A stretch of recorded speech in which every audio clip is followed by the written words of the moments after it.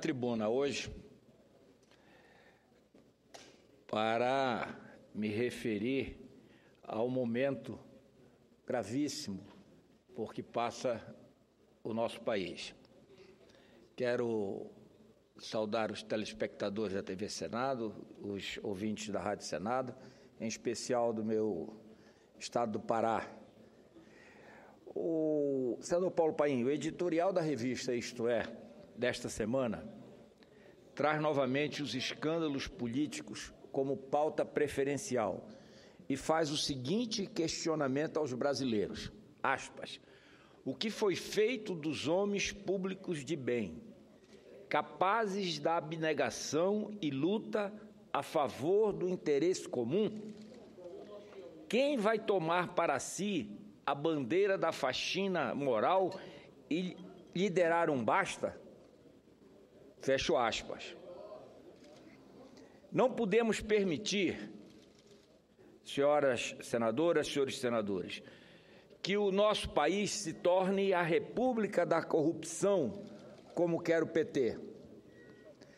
As maracutaias expostas pela Polícia Federal no bojo das investigações da Lava Jato devem ser compreendidas como exceção e não a regra dos procedimentos políticos. A política não é corrupta. Os agentes da corrupção que estão no poder é que devem ser duramente criticados e extirpados do governo como forma de revertermos a atual situação deste país. A situação está que, no momento, é uma das maiores provações por qual já passou o povo brasileiro. Os efeitos da roubalheira e a incompetência do PT, de Lula e Dilma, para gerir este país, extrapolaram os limites do Palácio do Planalto, passando pela economia, saúde, educação, segurança e comprometendo até mesmo o orçamento dos outros poderes.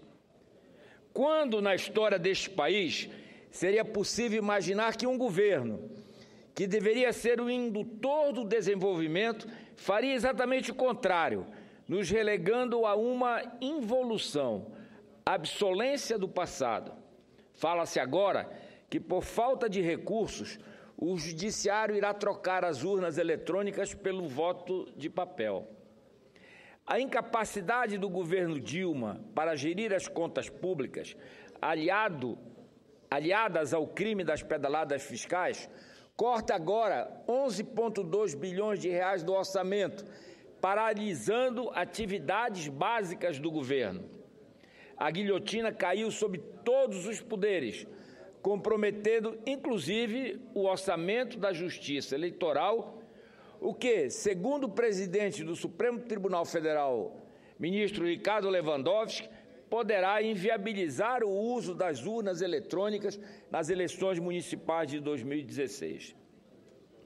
O corte no orçamento é mais um ato irresponsável da presidente Dilma, que, sem condições possíveis para dialogar com o Congresso, utiliza deste meio como forma de tentar pressionar esta casa e delegar a culpa, senador Paim, de toda a sua incompetência para o Congresso. Ela quer transferir a culpa do Executivo para cá, para o Legislativo, para o Congresso Nacional. Se o Brasil está nesta condição, a culpa é única e exclusivamente do PT, do ex-presidente Lula e da presidente Dilma. Não esqueçamos que o rombo de 2015, oficialmente de 51,8 bilhões de reais, poderá chegar a 120 bilhões de reais com a inclusão da compensação das pedaladas fiscais, que é exatamente o que o governo quer que o Congresso aprove hoje, na sessão de hoje à noite, para livrar a presidente do crime de responsabilidade fiscal repetido de 2014. Que fique bastante claro, não foi esta casa que realizou as pedaladas. Quem responde por este crime que fere a lei da responsabilidade fiscal é a presidenta Dilma, pupila do presidente Lula, e que, pelo visto, aprendeu com seu tutor como fazer as maracutaias na tentativa de encobrir toda a sua incompetência. Cabe a um bom governo planejar seu orçamento e ajustar os gastos conforme sua receita. Isso não foi feito pelo PT. Senador Paim, se formos verificar no site da Transparência, nós vamos ver que todos os indicadores de receitas são negativos, menos o indicador de gasto, que é positivo. Ou seja, o governo, ainda nessa crise, com queda de receita, ele aumenta as suas despesas. Então, é impossível querer cobrar dos brasileiros um aumento de carga tributária quando, como eu disse, ainda na crise, ele aumenta como aumentou agora no último valor, no último índice liberado, as suas despesas. Gastava-se na esperança do dinheiro nunca terminar. Vejamos agora o que essa ação perdulária nos causou.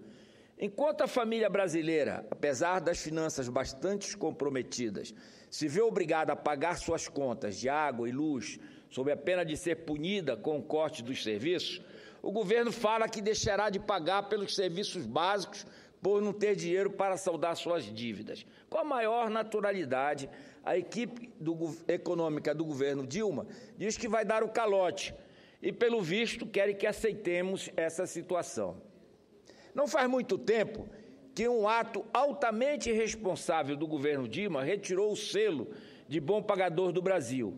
Em setembro, a Standard & Poor's rebaixou o país para o grau especulativo, provocando efeitos desastrosos na nossa economia. O que quer o PT de Dilma e Lula dessa vez? Estaria agora o governo tentando o rebaixamento por outra agência de classificação de risco? Ainda há pouco, o IBGE divulgou a queda de 1,7% do PIB do terceiro trimestre deste ano. Esta já é a maior retração para um terceiro trimestre verificada pelo IBGE desde que o Instituto iniciou a série histórica. Se comparado ao terceiro trimestre de 2014, a queda é mais assustadora. Atingiu um índice de 4,5% de retração. O boletim Focus do Banco Central já prevê uma queda de 3,19%. Senador Fernando Bezerra, no PIB, o pior resultado em 25 anos. E há alguns economistas e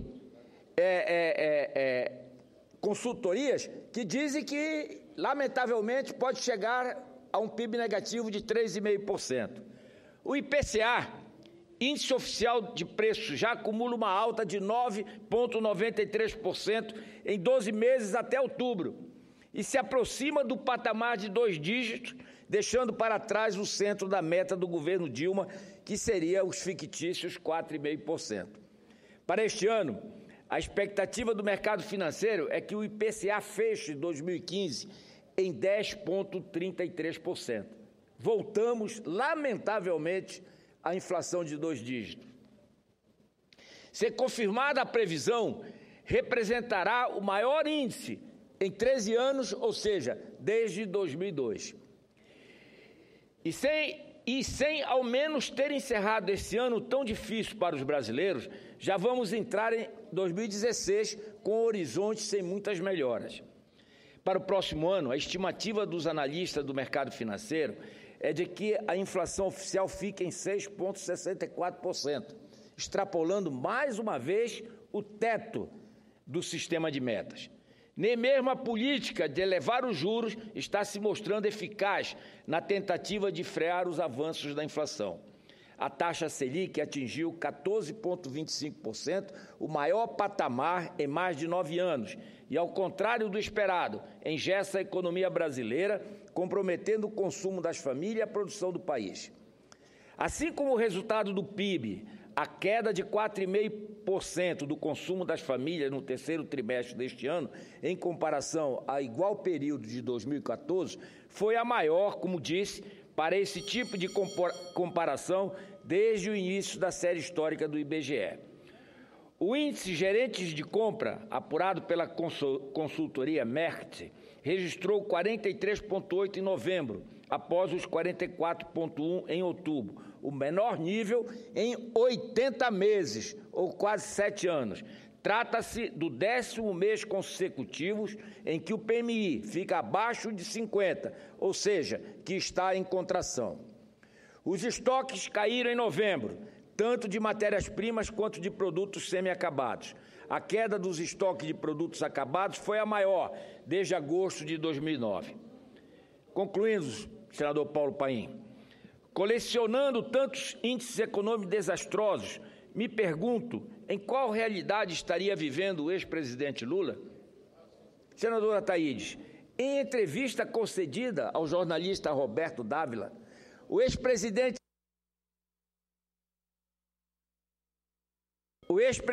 ao responder se iria se lançar novamente à presidência da República, veio com a seguinte afirmação, aspas, eu espero que o Brasil evolua tanto que eu não preciso voltar. A única condição de voltar é se tiver alguém que tenha um projeto de governança que destrua tudo que nós construímos de política social e fiscal, fecho aspas. Teve a coragem de dizer ao jornalista Roberto Dávila, o ex-presidente Lula. O PT, no movimento antropofágico, se autodestruiu. Sua sanha em garantir mais dividendos ao partido e se manter a qualquer custo no poder é que vem pondo fim a qualquer conquista social que este país possa ter dado nos últimos anos. Não será o candidato A ou B que vai destruir, entre aspas. Foi o presidente Lula. As tais medidas anticíclicas e a obtusa visão de estimular o crédito que levou a família brasileira a este atual cenário de alta inflação, desemprego e de uma economia que encolhe sem perspectiva de crescimento. Concluindo, presidente, eu quero registrar aqui o grande empresário, saudoso, Antônio Hermílio de Moraes, lá atrás, senador Dário Berg, lá atrás, parece que ele tinha uma visão de futuro, né? Ele citou a seguinte frase, aspas, palavras do empresário Antônio Hermílio de Moraes, aspas, a política do PT é a arte de pedir votos aos pobres, pedir dinheiro aos ricos e mentir para ambos. Na realidade, não sabe fazer mais nada na vida. Antônio Hermílio de Moraes. Muito obrigado, presidente.